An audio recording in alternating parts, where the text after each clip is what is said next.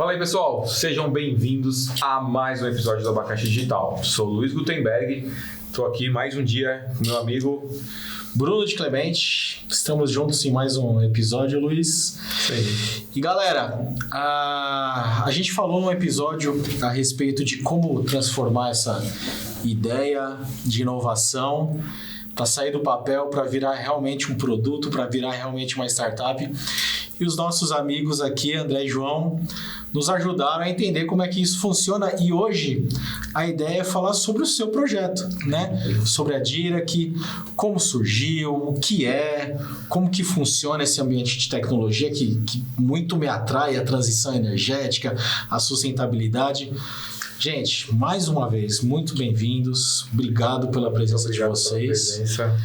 Bora fazer agora. É isso aí, agora mostrar na prática, né? Todo o conceito lá do primeiro episódio, né, cara? Obrigado aí Obrigado aí pelo convite, Luiz. Exatamente, né? A Dirac, eu sou o André, né? CEO da Dirac, que é uma startup Deep Tech, né? Dentro do mundo de inovação, tem as startups, que são empresas jovens, né? E menos de 10 anos, que propõem inovações. Porém, dentro deste universo tem outros, né? Por exemplo, a Deep Tech, que é uma empresa que ela busca lá na ciência conhecimentos fundamentais e tenta transformar em um produto, né, aplicando os métodos. Nós somos uma dessas. Por que eu digo isso? Porque eu poderia criar uma startup de uma padaria, por exemplo, onde eu mudaria o modelo de negócio e trabalhar na rede de franquia, seria uma startup.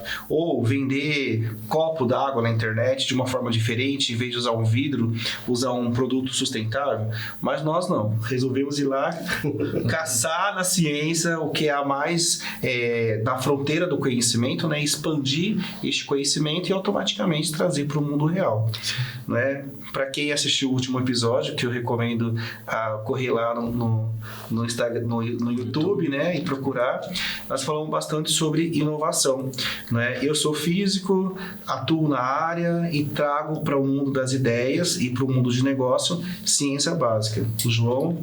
Opa, sou o João Vitor, como a gente conversou no último episódio. Recomendo vocês procurarem no YouTube, foi muito bom, dicas de passagem, conversar com o Bruno e com o Luiz aqui. Deu pra gente brincar um pouquinho, dar uma risada e disseminar conhecimento. Eu sou o CEO da empresa, da Dirac. Tenho essa bagagem na parte de empreendedorismo muito forte também, né? Vários segmentos, áreas de elétrica, automação industrial, e-commerce. E aí vai. Apesar de ter cara de jovem, já sou um pouquinho surrado também, tá? E pegando o gancho do André, muito importante as ferramentas que a gente deu exemplo, né, que foi o Canvas lá atrás e o Pitch. Isso introduziu muito a nossa empresa e sempre procurando a física básica para a gente poder estudar e a física moderna também, que é uma coisa que foi aprender depois com o André, que a física tradicional é até 1900 e depois a física moderna, e isso é muito legal, muito dinâmico.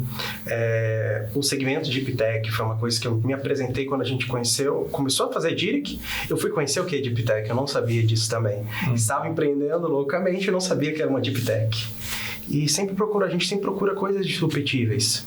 Aquilo é uma coisa que você é muito desencorajado, poder se pensar um pouco fora da caixa e criar.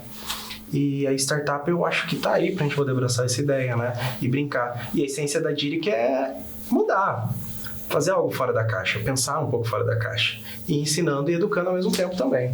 Boa. E é isso aí, gente. Show de bola.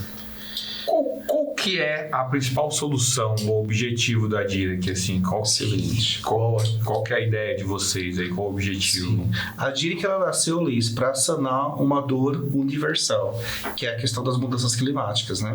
E quando a gente fala em mudanças climáticas, nós precisamos entender de uma vez por todas que é preciso minimizar as emissões de gases do efeito estufa, já tá que sentindo acelera. os impactos, né? Exatamente. Então a Dirac nasceu para isso, ou seja, nasceu uma startup Deep Tech para descarbonizar alguns setores, né? Então hoje nós trabalhamos com geração de energia limpa para a questão aérea.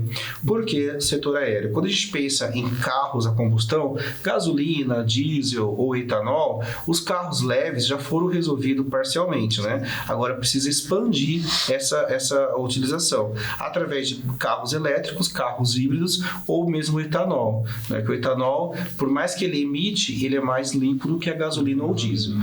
O grande problema e o gargalo, ele está na questão dos veículos pesados, tais como caminhões, né, ônibus a diesel, navio e aviões. Dentro desse cenário, e pensando na descarbonização, como nós estamos incubados lá em São José dos Campos, aonde a região tem a Embraer, tem o IPE, tem o ITA, DCTA, a Vembras, um monte de empresas voltado para o setor aeroespacial, nós resolvemos trabalhar no setor aeronáutico, né?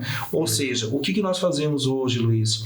A DIRIC, ela desenvolve soluções eólicas, né? Tipo, em pleno voo, gerar energia eólica e, ao mesmo tempo, gerar hidrogênio verde, porque o hidrogênio tem várias cores, porque depende da rota tecnológica. E aí, dessa maneira, né, no caso de aviões híbridos, que a nossa solução trabalha, eu posso utilizar essa energia para alimentar um motor elétrico. E desta maneira, eu evito queimar combustível fóssil que tanto causa o acréscimo, né, de gases do efeito estufa.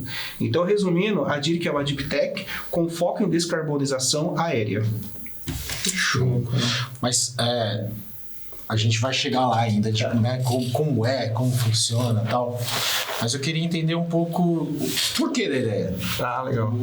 A gente até estava falando sobre os TRLs, né? Então, como vocês desenharam, como isso foi testado e tal. O início, você estava um dia olhando para o céu e falou, acho que o avião precisa mudar de fonte de energia. O que é?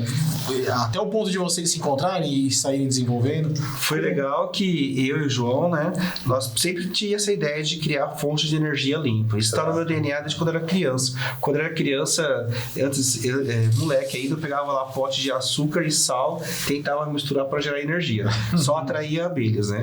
Então, assim, depois eu resolvi fazer física, mestrado, doutorado, tudo nessa área de energia. E aí, quando eu conheci o João, em 2007, na faculdade e tudo mais, a energia nunca saiu de mim. Só que a gente estava pensando em trabalhar na questão de carros elétricos, porque era uma tendência alguns anos anteriores, até hoje né? Porém, o ambiente nos modelou. Como eu comentei, né, nós estamos lá incubados no cluster aeroespacial, e aí todo mundo só falava aviões, nós entendemos que existia uma oportunidade de inovar nesse segmento. Porque assim, quando a gente pensa em carro elétrico, alguns países, principalmente a China e outros países, têm tecnologias muito avançadas, mas poucas soluções em aviões. E aí nós fizemos uma conexão, né? A gente fala que é uma aliança de 7 empresas. Cada empresa no seu quadrado, né? No seu segmento. Então nós temos empresas que trabalham com SAF, que é o combustível sustentável de aviação. Nós temos empresas parceiras que trabalham com design aerodinâmico, que é o pessoal do ITA, outros que trabalham com rotores, motores, e nós trabalhamos com energia. Então, a união dessas empresas criou um projeto que até foi submetido à FINEP, né, para fomento. Simuladores. Simuladores, é uma área muito legal, que você pode simular, em vez de colocar o avião queimar combustível, né? E aí, a partir dessa união, a DIRIC, né, como já tinha essa tendência de trabalhar com energia, fomos desafiados. Tá, traz para nós, né, a Aliança perguntou, uma solução de energia. Aí nós fomos, debruçamos nos livros o que a gente pode aproveitar. E aí que veio a grande sacada, né? Que surgiu uma patente. Qual que é a ideia? Quando você se desloca, independente se você é um avião, um atleta correndo numa pista, ele sente um certo vento. Mas quando ele para, praticamente o vento não existe. Então, esse vento ele é relativo ao seu movimento. O avião, ele não corre devagar, pelo contrário, ele corre rápido demais. Então, quando você está lá dirigindo na rodovia, coloca a mão para fora do carro, não deve fazer isso, porque a força pode ser muito grande e pode machucar o braço, você sente o vento ali. Então, o que nós pensamos em fazer? Será que tem como utilizar este vento empírico do avião ao deslocar? E aí é lógico, se eu colocar um ventilador ou então uma turbina fora do avião, vai gerar arrasto, né? Ou seja, uma resistência ao deslocamento. Mais combustível tem que queimar para poder vencer aquela resistência extra. E aí, estudando engenharia, aeronáutica, física e tudo mais, nós entendemos, a literatura mostra que quando o avião, qualquer objeto desloca no ar, existe uma camada muito fina, de 3 milímetros a partir da superfície, que ela é laminar, ou seja, ela não gera ar, ela não contribui para aumentar a força força de arrasto. E aí, na engenharia, você consegue, de uma forma, criar uma ranhura, né, um canal, literalmente, na superfície do avião e capturar esse vento. E ele não vai gerar desaceleração, não vai gerar arrasto. Uma deformação negativa. E daí que surgiu, então, a ideia. Então, olha só, já que existe esse vento no avião e ele tá ali, não tem o que você fazer, que tal aproveitar ele para gerar energia e possivelmente gerar hidrogênio verde? E aí nós vamos modelando, trabalhando na questão de TRL, saímos do TRL1, que era a ideia, fomos para o TRL2, 3, amadurecemos, olhamos o banco de patente internacional para ver o que o pessoal estava fazendo, olhamos as startups que trabalham com essas soluções, o que eles estão fazendo, e a gente identificou que não tinha nada nesse segmento. E aí foi quando a gente começou a migrar de carros elétricos para aviões, porque aí a gente começou a entender que tinha um apoio, tinha um apelo para descarbonização, existem metas até 2050 zerar a emissão de gás do efeito estufa derivados de aviões, né, de transporte aéreo. E quando a gente fala em transporte aéreo ou aviões, nós não podemos delimitar apenas aviões comerciais. Hoje você tem drone, vante, você tem aviões agrícolas, você tem uma infinidade. E essa tecnologia nossa pode ser adaptada a tudo, né? Então isso que é o legal. Então foi daí que surgiu a ideia de utilizar esse ar devido ao ambiente que nós estávamos, né? E essa pegada, né? Como eu falei, eu sou físico. Então, assim, o nosso produto em si, ele tem muita ciência embutida. É o perfil aerodinâmico, o designer, a questão de equações de Bernoulli, a equação de continuidade, a questão de limite, tipo, você não pode ultrapassar uma certa velocidade, que você vai para Mach 1, Mach 2, você pode quebrar tudo. Então, começa a virar uma coisa muito bela, né? A partir do momento que você consegue entender que aquilo pode virar um produto que pode ser disruptivo e que pode solucionar pelo menos uma parte da questão da descarbonização. Porque a gente entende que uma solução, ela não resolve tudo, mas ela pode ser uma gota que todo mundo ajudando vai conseguir apagar um grande incêndio que nós estamos vivendo. Exato. Muito bom. Muito bom. Que maluco, né? Você comentou, só puxando um gancho do que você comentou lá, você falou do hidrogênio verde, né? Sim. Aí tô sendo meio leigo, né? Tem o verde, tem várias cores. Várias cores, né? Lilás, rosa. Vamos começar do zero, né? O hidrogênio, para quem está em casa, ele foi criado há muito tempo atrás. Na verdade, quando surgiu o Big Bang, há 14,8 bilhões de anos, não existia nada. Aí o universo ele expandiu rapidamente, uma era da inflação, e ele começou a esfriar. Depois de 3 minutos, começou a surgir o hidrogênio. Todo o hidrogênio que nós temos hoje no universo surgiu lá atrás. E hoje nós estamos aprendendo a usar ele. Então, o hidrogênio, ele é um átomo, né, de um próton e um elétron, porém, a gente não consegue isolar ele sozinho. Ele sempre vai ser em 2. Então, a gente fala que é a molécula de hidrogênio. Esse hidrogênio verde que nós estamos falando, então, são 2 hidrogênios que se juntam para fazer alguma coisa. No caso, gerar combustível, gerar energia elétrica. Bom, eu comentei hidrogênio verde, tem hidrogênio cinza, hidrogênio rosa, mas não é a cor do hidrogênio que vai mudar, e sim é a rota tecnológica que você utilizou para produzir o hidrogênio. O hidrogênio ele já é utilizado na indústria há muito tempo, principalmente no refino de petróleo. Porém, você pode fazer refinar petróleo, você pode criar amônia, né, que seria para fazer fertilizantes, você pode criar metanol, que é combustível parecido com o etanol. Então, assim, dependendo da rota de processamento que você utiliza, você vai caracterizar a cor do hidrogênio. Quando nós falamos em hidrogênio verde, quer dizer que ele vem de um processo sustentável, né, que energia limpa e energia sustentável são coisas diferentes. Quando você tem energia limpa e sustentável, você tem hidrogênio verde. Por exemplo, se eu pegar a rede elétrica, né, que tem energia elétrica, para produzir hidrogênio, eu não vou ter hidrogênio verde, porque eu não tenho segurança de que a tomada da minha casa, ela veio de fontes renováveis. Então, eu vou ter hidrogênio amarelo. Se eu utilizar energia nuclear para produzir hidrogênio verde, eu vou ter hidrogênio rosa. Se eu utilizar, por exemplo, fontes fósseis, né, queimar querosene, queimar gasolina para produzir hidrogênio, eu tenho hidrogênio marrom. Se eu capturar o CO2 que é emitido, eu tenho hidrogênio cinza. Então, existe uma variedade de cor, um arco-íris, que reflete a rota tecnológica utilizada para produzir hidrogênio. O que a Europa quer do Brasil e há o interesse é a produção de hidrogênio verde, porque não adianta trocar 6 por meia dúzia, ou pior, 6 por um número maior, que é produzir hidrogênio a partir de fontes ruins, né? Aí não convém. Não adianta nada, né? A gente estava falando sobre, no bastidor ali, sobre o hidrogênio verde, sobre a produção, e se havia comentado sobre a potência que o Brasil tem de futuro aí em um grande produtor de energia limpa. Exato. Mas tem um porém, né, que é a produção, mas o que fazer com essa energia, como levar? Porque você falou da Europa. Legal, então a gente consegue produzir aqui, eu vou colocar na minha sacolinha e levar, como que, né? Não é assim. Isso que é bem legal. É porque assim, Bruno, quando a gente pensa em...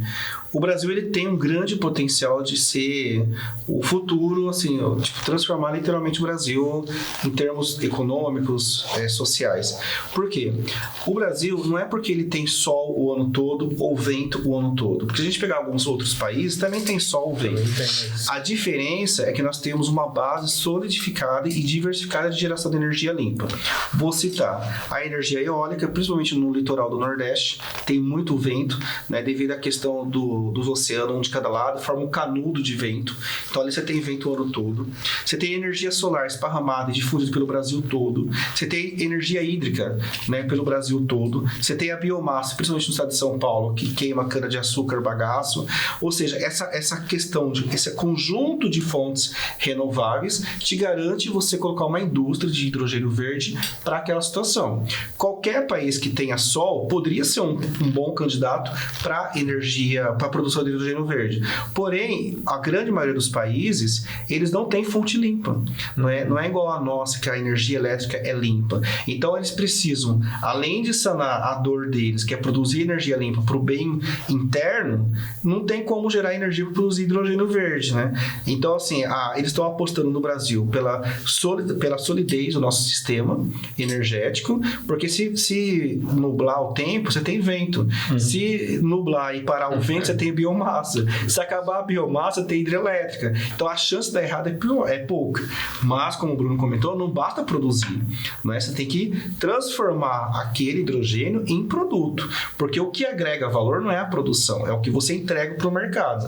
E aí entra, né, a questão de desenvolver tecnologias de transformar aquele hidrogênio em novos produtos. Porque o hidrogênio, ele é muito pequenininho. Se eu colocar ele num copo d'água, o copo é como se ele fosse invisível, ele vai passar. Se eu colocar na rede de encanamento de gás natural, que é feito de aço, ele vaza. O hidrogênio não consegue ser transportado. Quando ele é tão pequeno, ele consegue atravessar o vidro, né? Atravessa o vidro. Agora, tem alguns materiais que ele não ultrapassa. Por exemplo, borracha. A borracha, o látex, ele não consegue passar. Por quê? Os interstícios, né, que são a estrutura do material, ela é toda bloqueada. O PVC, ele não passa. Então, tem materiais que ele não passa. Nossa. Ainda bem, né? Porque senão não ia conseguir armazenar ele. Então, tem alguns materiais que ele consegue manter. Então, acho que o grande desafio do Brasil para deixar de ser apenas um potencial da economia de baixo carbono e transformar ele de fato em um líder de transição energética com soluções é investir em PDI, né, pesquisa e desenvolvimento, para desenvolver não apenas a produção, mas também a manufatura, né, transformar esse hidrogênio para ser transportado. Uma solução plausível que muitos pesquisadores apontam é transformar o hidrogênio verde em amônia. A amônia, para quem não conhece, é hidrogênio com nitrogênio. A nossa atmosfera tem muito nitrogênio. Então eu posso pegar o hidrogênio, juntar com o nitrogênio e virei amônia. Levo para a Europa, chego lá, eu quebro novamente e eu separo o nitrogênio e o hidrogênio. Então essa seria uma forma de você transportar. Então você pegaria um navio, enche ele até a boca de amônia, manda para a Europa e lá ele transforma em energia. Só que para você fazer isso tem que ter uma indústria forte. Então hoje no Brasil você tem o porto de Suape, que é um porto lá em Pernambuco, né, próximo de Recife. Você tem ali no Ceará uma região portuária que está sendo desenvolvida, um grande hub de inovação na área de hidrogênio, porque são os portos mais próximos da Europa. Né? Então a ideia ali é produzir o hidrogênio, quebrar, fazer amônia, levar e quebrar lá. E um detalhe, né? No Brasil, recentemente, nós estamos aqui no final de julho de 2024, foi aprovado pelo Senado e pelo Congresso o Marco Legal do Hidrogênio. E aí eles tiraram a palavra verde, porque lembra que nós comentamos que o hidrogênio verde, ele requer que venha da fonte eólica ou solar. Agora, o texto que foi aprovado, que foi mandado para o presidente da República assinar, é produção de hidrogênio de baixo carbono. E aí você contempla outras fontes de energia, como a biomassa, que você gera CO2. Porque se não tirasse isso, esse termo verde ia delimitar demais o escopo do projeto do Marco Legal do Hidrogênio. Sim.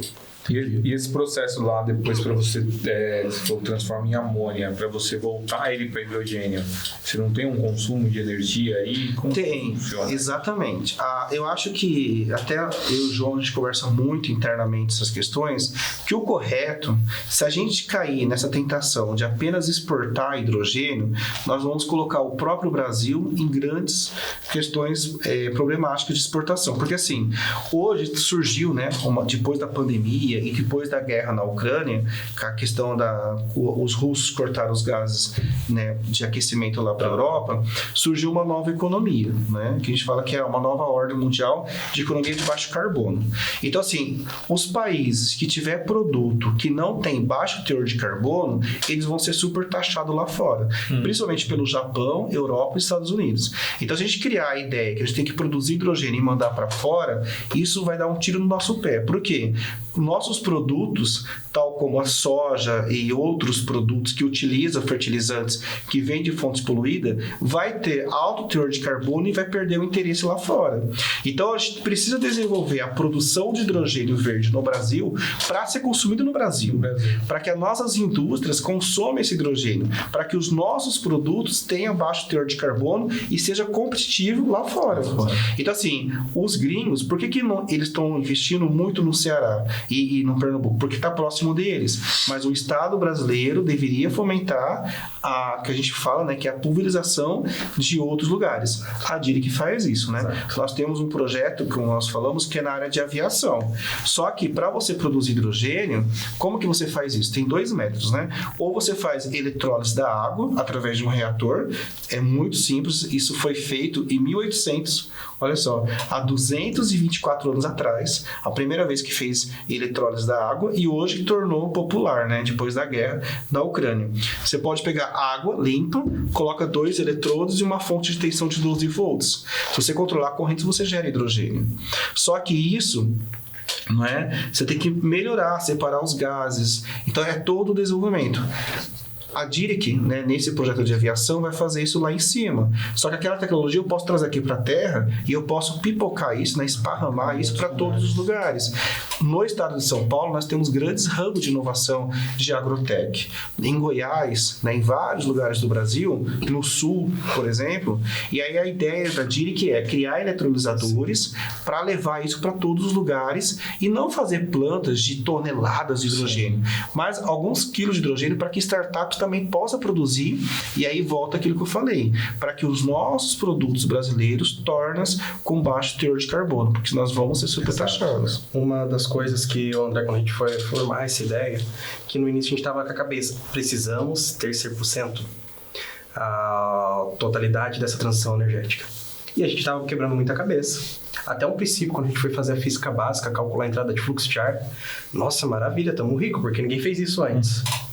E sim, fomos ver as variáveis, no caso do segmento aéreo, a variável que pode entrar dependendo até Mach, a velocidade que você entra, isso dificultaria, poderia acontecer uma catástrofe, enfim.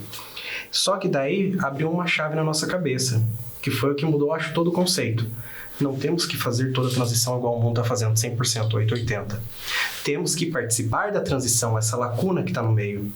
Isso mudou muito a chave para poder empreender e poder entender a importância do hidrogênio. Igual o André trouxe, ele explicou todo o know-how nosso aqui, o que se pretende fazer. Entender que melhorar um pouco, descarbonizar, participar dessa parte da meta, é um processo que vai fortalecer e que não está sendo abordado no mercado. Os governos não estão se preocupando com isso e fortalecer também essa parte. que entender que talvez seja um virar de chave, economicamente vai viabilizar muito. E o formato que a DIRIC está trazendo do hidrogênio, exatamente, vai poder facilitar o acesso a esse hidrogênio. Queremos deixar ele democrático, para poder gerar novas fontes de pesquisa também. Sim. E poder massificar esse mercado. Porque não adianta ter uma terra rica, ser economicamente um país comercial que se dá bem com todo mundo, podendo exportar se não conseguimos sanar aqui. E perceba que um diferencial que também estamos trazendo, não só fazer parte dessa transição, mas deixar ela mais plausível, o quê? Não trabalhar com uma pressão muito alta. Trabalhar com pressões baixas. O que está sendo gerado ser consumido. Porque a gente entende que no dia a dia também uma pressão muito alta é uma arma, isso é perigoso. Questão de armazenamento. Armazenamento, porque ele é muito explosivo, essa que é a realidade. Você comentou 750 bar, né? É que é o carro. Que é o carro da Toyota, né? Que é um carro movido a hidrogênio. A Toyota, ela foi muito sábia. Quando começou a falar sobre descarbonização de veículos leves, surgiu duas tendências. Carros elétricos ou carros a hidrogênio. Aí a Tesla, né, americana, focou em carros elétricos. Bateria de lítio, aí depois entrou carros híbridos e a Toyota foi persistente. Continuou trabalhando com carro a hidrogênio. Hoje, a previsão é que carro de hidrogênio ele fique em alta. Mas não é porque vai haver a combustão do hidrogênio, igual o João comentou. O hidrogênio ele é muito inflamável. Então, se você coloca muito hidrogênio num lugar e sai uma faísca, explode tudo. Exato. O carro da Toyota, Luiz, pra você ter uma noção, o tanque de armazenamento é 750 bar. É uma bomba, porém ele é muito seguro. Né? Inicialmente, quando a Toyota começou a fazer teste com os carros, eles colocavam robô para dirigir, porque o pessoal tinha medo. Hoje, demonstrou que é muito seguro. Só que na DIRIC a gente quer trabalhar com pressões baixas, até 7, 10 bares, né? Porque acima de 17, você precisa de um compressor.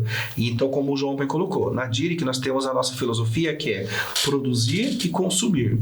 Né? E quando a gente fala produzir e consumir, você tem lá um tanque de 10, 7 bar. Ainda dá para você manter algumas horas, mas não exportar. E uma coisa bem curiosa sobre hidrogênio, eu falei do eletrolisador.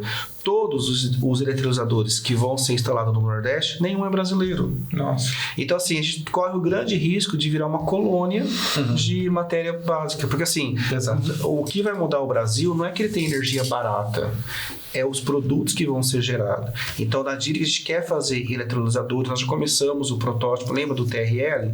Nós já temos alguns modelos, porque, assim, existe vários na internet de como fazer. Mas na internet existe muitos conteúdos bons, porém tem que saber filtrar. Porque, às vezes, tipo, fisicamente, engenharia falando, qual é a distância entre as placas, qual é o melhor material, o que é inoxidável, o que não é, banho de cobre, banho de níquel, banho de... Então, assim, é um mundo para ser explorado. E nós queremos, porque como nós precisamos fazer um eletrolisador para colocar no avião, nós comprometemos com a galera, então a gente vai trazer o que está lá no céu para o chão. Então, assim, desenvolver eletrolisadores é importante para o Brasil, porque eu repito, se a gente não fizer isso, nós vamos virar apenas uma colônia de produção de hidrogênio. E a tecnologia vem de fora. A gente vai gerar commodity mais uma vez. Exato. Exatamente. E isso, Bruno, é tão sério que nós estamos em julho de 2024. No início desse mês, os 20 maiores produtores de eletrolisadores mandaram uma carta lá para a primeira-ministra da Europa, falando assim, olha, todos os projetos que a Europa for apoiar, tem que apoiar os nossos eletrolisadores e não os chineses, porque os chineses conseguem fazer muito mais barato, e aí se você não tiver essa política interna de proteção, os empresários vão comprar da China. Então, assim, aí a pergunta que eu faço é, será que o Brasil também não precisa criar essa política? No marco legal de hidrogênio, que foi aprovado no Congresso do Senado, falta o presidente, tem esse benefício. Se a empresa que for implementar uma planta de hidrogênio consumir material feito no Brasil, vai ter algumas isenções. Então, a gente já está começando. Mas, assim, os produtores europeus, eles foram bem enfáticos. A gente precisa garantir isso. Porque o hidrogênio verde, ele é o combustível do futuro. Quando a gente pensa nos próximos 30, 50 anos, não vai ser mais petróleo. Então, assim, nós estamos falando que o Brasil ele pode transformar uma potência e ser um dos países mais ricos do mundo só por causa do hidrogênio. Até eu ouço bastante podcast, né? Por isso que eu falo para quem está em casa, ouve o Abacaxi Digital, que abre a nossa mente, porque assim, o Nordeste, que antigamente era visto como deserto, muito seco, hoje pode ser a solução para o Brasil. Olha que Você pode reviravolta, volta que lá deve ser estados de primeiro mundo, porque a riqueza que o hidrogênio vai trazer, se a gente souber aproveitar, né, a oportunidade, tende a transformar o Nordeste em um estado de primeiro mundo, né? Porque é muita coisa envolvida em hidrogênio, né? Até ouvi uma especialista dizendo que gerar hidrogênio não é gerar a molécula apenas, é gerar tecnologia de ponta. Com certeza. Armazenamento, os materiais que você produz. Então, assim, o fomento da indústria nacional, né? Porque aí PDI pra caramba, novos produtos, novos desenvolvimentos, inteligência, educação, só a cadeia inteira. Muita coisa. Eu queria voltar na DIRC. Vamos lá. Então quer dizer que a gente vai usar o seu projeto para colocar no avião, então acabou o combustível fóssil, já era, vamos gerar lá em cima e para a turbina ainda não funcionar. Por quê? E também, assim, pelo que eu entendi, a solução de vocês vai ser, não é para projeto novo, é para colocar num avião que já existe. Exatamente. Mas como que é isso exatamente? Assim, é o avião que a gente está falando, né? Coloca na asa, coloca no piloto. Vou falar, depois o João complementa. Quando a gente pensa em aviões, um avião, uma empresa compra, ela não troca a cada 9, 10 anos. No Brasil, a estatística de ônibus, transporte público, é trocar a frota a cada 9 a 12 anos. Essa é a média nacional. Então, o avião não. O avião e navio, você troca a cada 25 a 35 anos. Então, a margem ela é muito grande. Então, para você fazer a transição energética desses aviões, primeiro tem que projetar os aviões 100% elétricos ou então com uso de SAF. No mundo não tem nenhum avião de grande porte. A Boeing tem projeto de 2035 lançar os primeiros aviões em emissões zero. Mas hoje, em 2024, não tem. Mas aí como nós vamos falar, igual o João bem comentou, né? Nós entendemos que nós devemos entrar no mercado atual e promover a transição gradual agora. Então, existe na engenharia aeronáutica um termo conhecido como boletim de serviço. Ou seja, você pega um avião pronto, que já está voando, com tantas horas de voo, e você vai lá numa oficina credencializada pela ANAC, no caso do Brasil, né? E você vai fazer uma cirurgia nele. Faz um buraco lá, coloca o aerogerador, fecha novamente e ele continua voando. A nossa solução, como ela é transitória, para esses aviões que só vão ser trocados daqui a 35 anos, seria essa a solução. Fazer um reparo através de um boletim de serviço para implementar. Porém, os aviões novos, eles já poderiam vir com a tecnologia embutida. E aí não precisaria fazer esse boletim. Exatamente, o nosso foco principalmente agora inicial, são os LSAs, né? São aviões comerciais, que, diga-se de passagem, a escola aeronáutica utiliza muito esses aviões. E o custo, agora, é muito caro. Só o que é exatamente? Ele é um avião de até 600 quilos. Para 1 ou 2 passageiros? Para 1 ou 2 passageiros. Os de agricultura? Pode ser. De agricultura, Ipanema é um deles. Tá. Mas assim, principalmente, né, você tem Aeroclube, né, que tem bastante aqueles aviões pequenininhos que ficam voando na agricultura. Exato. Então eles são aviões pequenos, leves, não é? E alguns nem precisam de homologação, dependendo se for um passageiro só. E pelo fato de ser pequeno, leves, a demanda de energia ela é menor. Então, assim, igual você perguntou, né? A nossa solução substitui todos os problemas do mundo? Ainda não, porque ela substitui parcialmente. A gente fala que o setor aéreo, ele precisa de muita energia para deslocar aquele avião, né? Imagine só, o avião, ele parado, sem bagagem, sem pessoas, já é pesado, né? Porque ele é feito de metal. Como que um trem daquele consegue voar, né? Mais pesado do que o ar. Então, a energia que você tem que colocar ali, ela é muito grande. Então, assim, já tentaram, depois, assim, uma coisa bem curiosa para quem está nos ouvindo e para nós aqui, é o seguinte: pós Segunda Guerra Mundial, com o avanço da energia nuclear, tentaram fazer aviões de energia nuclear, porque fizeram as guerras e depois surgiu a questão, não vamos mais soltar guerras no mundo, e o que vai fazer com esse conhecimento? Vamos colocar nos aviões, já que avião demanda muita energia, vamos fazer avião nuclear. Os americanos e também a União Soviética da época. Começaram a fazer projetos separados, paralelos, de aviões a nuclear. E percebeu que não dava certo. Por quê? Para você ter um reator nuclear que gera muita energia, que seria a solução para todos os problemas, você precisaria ter uma segurança muito forte. Porque senão você vai passando e onde você vai passando, você vai contaminando tudo. Exato. E aí a barreira de concreto, de chumbo que ia ser colocado em torno do reator nuclear lá no avião, tornou inviável o projeto. Ele ia ficar muito pesado. Por isso que não existe aviões a hidrogênio. Então a gente acredita, não a DIRC apenas, já é um consenso no mercado que não haverá, pelo menos no futuro próximo, um único combustível que substitui a querosene fóssil, que é o que utiliza hoje nos aviões. Então o que o mercado diz é que vai haver várias fontes de energia.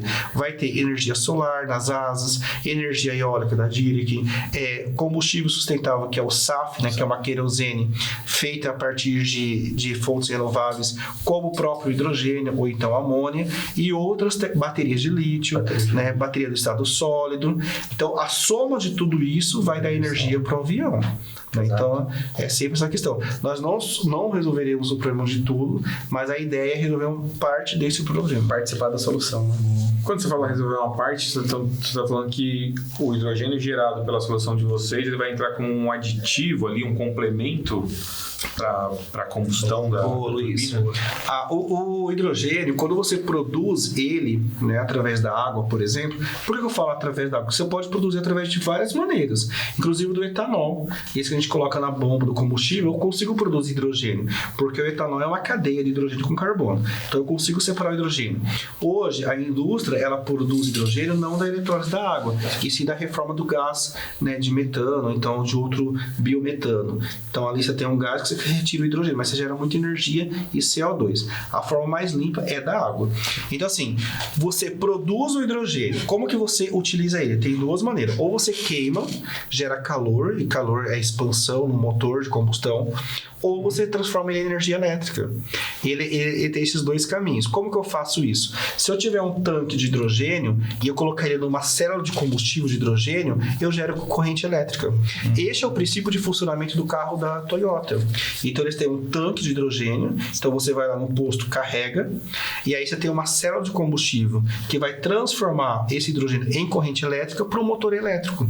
Por isso que quando eu comentei lá a questão do carro elétrico e da Toyota, que é o hidrogênio tende a ganhar. Por quê? Toda a tecnologia da automobilística elétrica vai prevalecer. A diferença é a bateria. A bateria vai ser trocada por um tanque de hidrogênio. Por quê? Por mais que há esforços de engenharia dos materiais, científico, para desenvolver baterias com uma densidade de energia maior, é difícil. Já o combustível não. O hidrogênio é mais fácil, porque basta você produzir ele, né? Então, assim, a indústria continua a mesma de auto elétrico, só muda isso. Então, respondendo a tua pergunta, eu posso no caso da DIRC, né?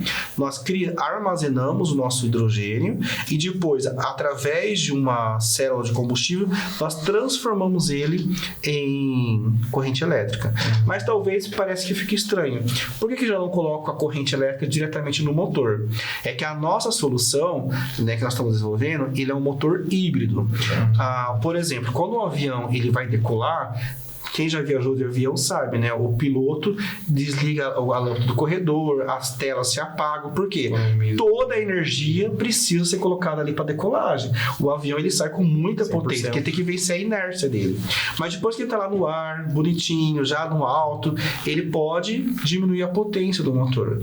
Então, nesses motores que nós estamos falando, nesses tipos de aviões, ele sobe com combustível, seja ele SAF, né, que é o sustentável, ou tradicional, e automaticamente, conforme ele decola, já está gerando energia eólica, que é a nossa solução, e ele não precisa alimentar o motor elétrico, porque quem está queimando combustível é a turbina a jato. Lá em cima, né, ele vai diminuir a potência do motor a jato, e aí vai ligar o motor elétrico. E aí só neste momento que a energia elétrica vai ser alimentada o motor elétrico. Então você repara que tem um gap entre a decolagem até chegar à altura necessária. Este período a gente gera hidrogênio. e aí depois você diminui a potência e você coloca. Além disso, o que é interessante? Por exemplo, uma dor que a DIRIC identificou. Quando a gente pensa em aeroportos, você tem aeroportos super conceituados, da França, de Guarulhos, Congonhas, e aquele aeroporto do interior, do interior, do interior, do interior. Será que lá vai ter hidrogênio? Se a gente apostar, né, a indústria apostar que o hidrogênio é a solução, não vai ter. Então a solução da DIRIC, ela pode vir para isso. Você pode gerar o seu hidrogênio, talvez até para partida, se for necessário. Então o hidrogênio que é gerado, Luiz, ele não é para aditivo do querosene, e sim para corrente elétrica. Legal. Bom, muito bom. Olha que aula. Fantástico. Cara, se a gente quiser saber, encontrar a DIRIC, onde a gente encontra a DIRIC, informações, entender um pouquinho mais ou até conversar com vocês, como é que a gente faz, Chique? Nós temos nosso Instagram, né, que hoje em dia o Instagram bomba, né, então a gente está lá nas redes sociais do Instagram, principalmente Facebook, mas também temos nosso site, né, que é diricenergia.com. Nós estamos incubados no Parque Tecnológico de São José dos Campos, então quem estiver passando pela Dutra, entre Rio e São Paulo, dá uma paradinha lá, conversa com a gente. Que foi onde a gente se conheceu. Onde a gente se conheceu, né. Legal. E estamos aí, né, participando de eventos, podcasting. Ontem, né, dia 24, saiu um artigo que nós publicamos no parque, está disponível no domínio público. Inclusive foi naquele evento que vocês tiveram. Legal. Nós expomos um pôster com o pessoal da USP, saiu recentemente, e nós estamos aí, né, na luta. Exato. É difícil a vida de um empreendedor, ainda mais no Brasil, ainda mais quando você parte de um princípio que você tem uma startup deep tech, né, que não é aquele produto de prateleira que você vai lá e compra. Eu quero comprar 10 eletrolisadores. Não é assim, né? Eu quero comprar 10 aviões. Não é assim. Então, assim, é difícil para nós, só que é igual a bolsa de valores, né? Quanto maior o risco, maior o benefício, se você acertar, né? A Deep Tech também é assim, né? É um caminho doloroso, porém, se der certo também, é glória, né? É muito legal. Então, assim, quem quiser nos encontrar, vai ser um prazer receber lá no Parque Zoológico, nas redes sociais, interage conosco aqui no nosso podcast, comenta aí no YouTube, que a gente vai estar olhando os comentários, respondendo aí para vocês. Exato. E essa interação. Eu sempre comento, né, que conectar é inovar. Se você que está aí em casa, nos ouvindo, acompanhando todas as edições do Abacaxi Digital, sim, pessoal, comente, curta, compartilha, porque, repito, conectar é inovar. Só de você estar interagindo, outras pessoas vão ver os seus comentários, vão responder, você está inovando, criando conexões. Às vezes você nem imagina, mas às vezes você está lá em São José, só um comentário que você fez, a gente respondeu, já criou um vínculo, né? Exato. E aí você cria o network, como nós falamos aqui no episódio. E aí as coisas acontecem. Exato. Legal. Isso aí. Pessoal, eu quero agradecer muito a participação de vocês. Acho que a gente evoluiu, eu aprendi horrores aqui. Foi fantástico, eu acho que vai render. Estou muito feliz. Bate-papo. Obrigado mesmo. João, muito obrigado aí pela presença, por bater um papo com a gente. Opa.